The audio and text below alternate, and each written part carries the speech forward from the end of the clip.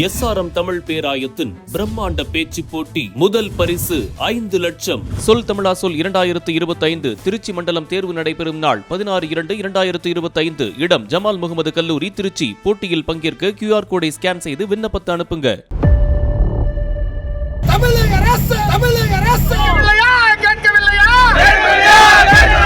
பணி நிரந்தரம் செய், பணி நிரந்தரம் செய்.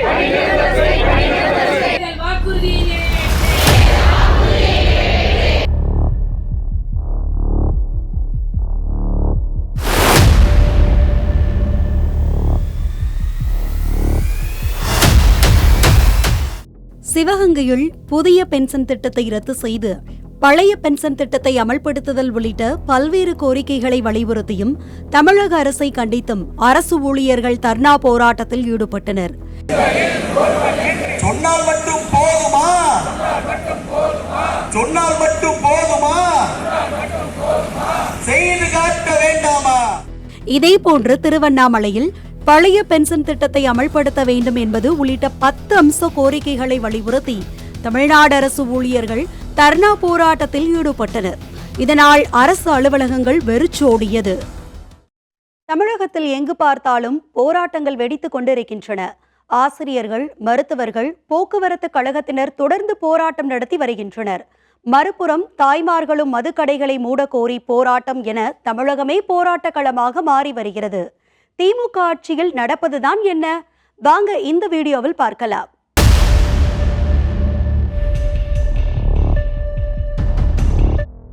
முதல்வர் ஸ்டாலின் தலைமையிலான திமுக அரசு தேர்தல் வாக்குறுதிகளில் கிட்டத்தட்ட 100% நிறைவேற்றிவிட்டதாக சொல்லி வரும் நிலையில் தலைநகர் சென்னை உள்ளிட்ட தமிழகம் எங்கும் ஆசிரியர்கள், செவிலியர்கள், மருத்துவர்கள், போக்குவரத்து ஊழியர்கள் என பல்வேறு தரப்பினரும் போராட்டங்களை நடத்தி வருகின்றனர்.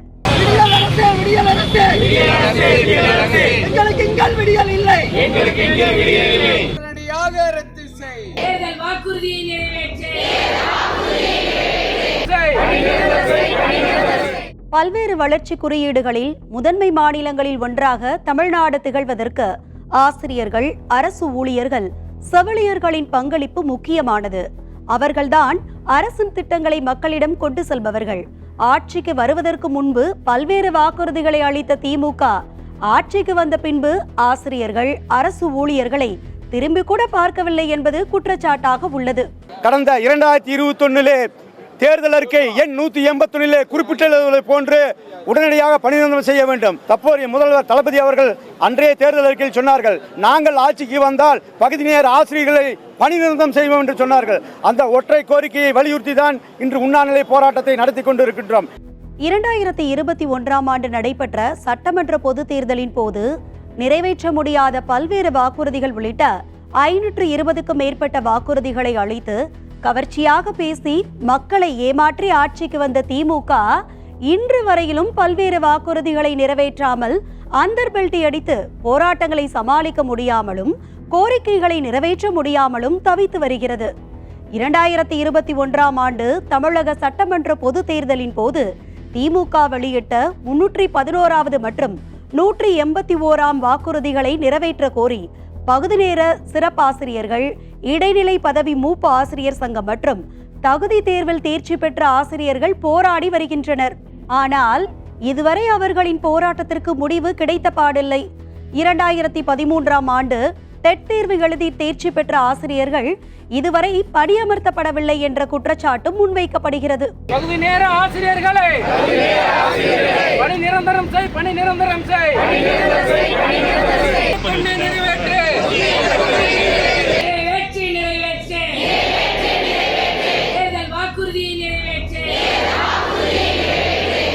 ஓய்வூதிய திட்டத்தை உடனடியாக ரத்து செய். இது ஒரு புறம் இருக்க, தமிழ்நாட்டில் காலியாக உள்ள சுமார் 5000 பணியிடங்களை நிரப்புவது உள்ளிட்ட கோரிக்கைகளை நிறைவேற்றாவிட்டால் மகப்பேறு மற்றும் மகளிர் மருத்துவத் துறைகளில் மருத்துவர்கள் அறுவை சிகிச்சை செய்ய மாட்டார்கள் என்று தமிழ்நாடு அரசு மருத்துவர்கள் சங்கம் தெரிவித்துள்ளது.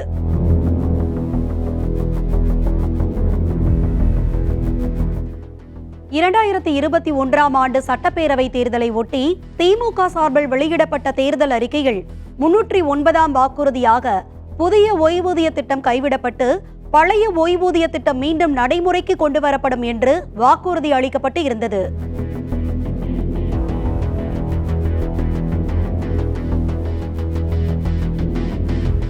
ஆனால் தேர்தலில் வெற்றி பெற்று மாநிலத்தில் ஆட்சி பொறுப்பை ஏற்ற உடனேயே அன்றைய நிதியமைச்சர் PTR பழனிவேல் தியாகராஜனை கொண்டு தமிழகத்தில் பழைய ஓய்வூதிய திட்டத்தை செயல்படுத்த முடியாது என்று அறிவிக்க செய்தார் முதலமைச்சர்.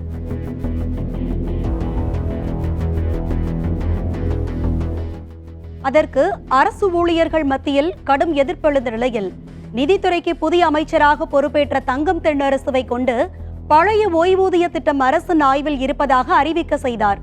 ஆனால் அதன் பின்பு எந்த முன்னேற்றமும் ஏற்படவில்லை. தமிழ்நாடு அரசு நினைத்தால் பழைய ஓய்வூதிய திட்டம் செயல்படுத்தப்படும் என்று நாளையே அறிவிப்பு வெளியிட முடியும். ராஜஸ்தான், மேற்கு வங்கம், ஜார்க்கண்ட், சத்தீஸ்கர், பஞ்சாப், கர்நாடகம், இமாச்சல பிரதேசம் ஆகிய 7 மாநிலங்களில் பழைய ஓய்வூதிய திட்டம் அண்மை காலங்களில் நடைமுறைப்படுத்தப்பட்டுள்ளது. இது திமுக அரசுக்கு மிகப்பெரிய சவால் மட்டுமல்ல, எதிர்வரும் தேர்தலில் இது நிச்சயம் எதிரொலிக்கும் என்பதை அரசியல் வல்லுநர்களின் கணிப்பாக உள்ளது. இந்த மாநிலங்களை விட தமிழ்நாட்டில் பழைய ஓய்வூதிய திட்டத்தை செயல்படுத்துவது மிகவும் எளிதானது. ஆனால் அதை செய்ய மு.க. ஸ்டாலினுக்கு சம்மதிக்கவில்லை என கூறப்படுகிறது. எதிர்க்கட்சி தலைவராக இருந்தால் மட்டுமே அரசு ஊழியர்கள், ஆசிரியர்களை தமிழக முதல்வர் மு.க. ஸ்டாலின் சந்தித்து பேசுவார் என்றால் 2026 தேர்தலில் அதை அவருக்கு பரிசீலிக்க அரசு ஊழியர்கள், ஆசிரியர்கள் தயாராக இருக்கிறோம் என்று தமிழ்நாடு அரசு ஊழியர்கள் சங்கங்கள் அறிவித்துள்ளன.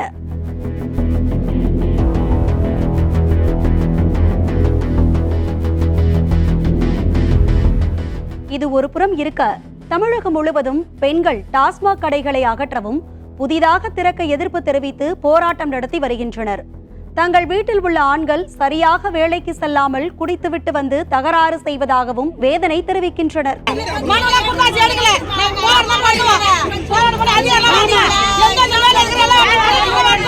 6 மணிக்கு மேலே வெளியில் போகும்போது லேடிஸுங்களுக்கு பாதுகாப்பே இல்லை. இந்த டாஸ்மார்க் இந்த ஏரியாவில் இருக்கக்கூடாது. எங்களுக்கு இந்த டாஸ்மார்க் மூடணும்.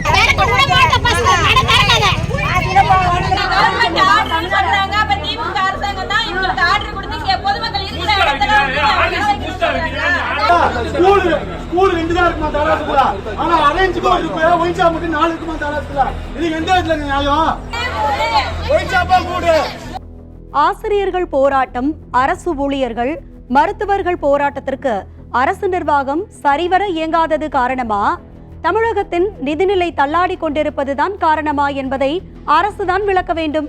ஆனால் ஆக்கப்பூர்வமான முறையில் வருமானத்தை பெருக்காமல் டாஸ்மாக் விற்பனை மூலம் கிடைக்கும் வருவாயை அதிகரித்துக் கொண்டே செல்கின்றனர். திமுக ஆட்சிக்கு வந்து 3 ஆண்டுகளில் தமிழகத்தின் மது விற்பனை ரூபாய் 45,000 கோடிக்கு மேல் உயர்ந்துள்ளதுதான் அரசின் சாதனை. மேலும் மது விற்பனையை ரூபாய் 50,000 கோடிக்கு மேல் உயர்த்தவும் அரசு திட்டமிட்டுள்ளது. இது வளர்ச்சியா வீழ்ச்சியா என பொதுமக்கள் கேள்வி எழுப்பி வருகின்றனர். திமுக ஆட்சியில் அறிவிக்கப்படும் திட்டங்கள் அனைத்தும் வெறும் அறிவிப்புகளோடு நின்றுவிடுகின்றன. ஆண்டுக்கு 10 லட்சம் பேருக்கு தனியார் வேலைவாய்ப்பு வழங்கப்படும், 3 லட்சம் அரசு காலி பணியிடங்கள் நிரப்பப்படும் என்று தேர்தலின் போது திமுக வாக்குறுதி அளித்தது. இதுவரை எந்த வாக்குறுதியும் நிறைவேற்றவில்லை.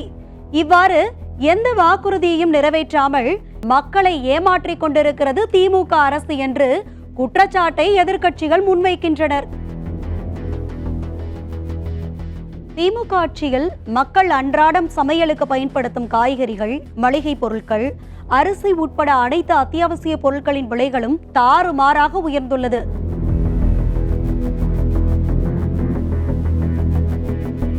மின் கட்டணம், பால் விலை, சொத்து வரி, குடிநீர் மற்றும் கழிவுநீர் இணைப்பு வரி உயர்வு, குப்பைக்கு வரி, அரசின் அனைத்து கட்டணங்களையும் பல மடங்கு உயர்த்தியுள்ளது திமுக அரசு.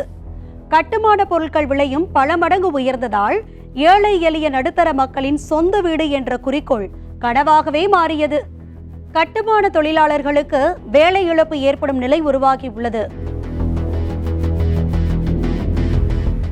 2 முறை மின்கட்டண உயர்வு, நூல் விலை கடுமையாக உயர்வு, பீக்கவர் கட்டணம் என்று பல்வேறு சுமைகளை தொழில்துறையில் சுமத்தியதன் காரணமாக இன்று தமிழகத்தின் தொழில்துறை அதல பாதாளத்திற்கு சென்று கொண்டிருக்கிறது.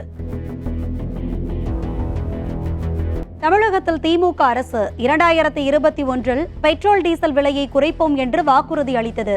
விற்பனை வரியை குறைத்து விலையை குறைத்திருக்கலாம், ஆனால் அளித்த வாக்குறுதியை நிறைவேற்றவில்லை.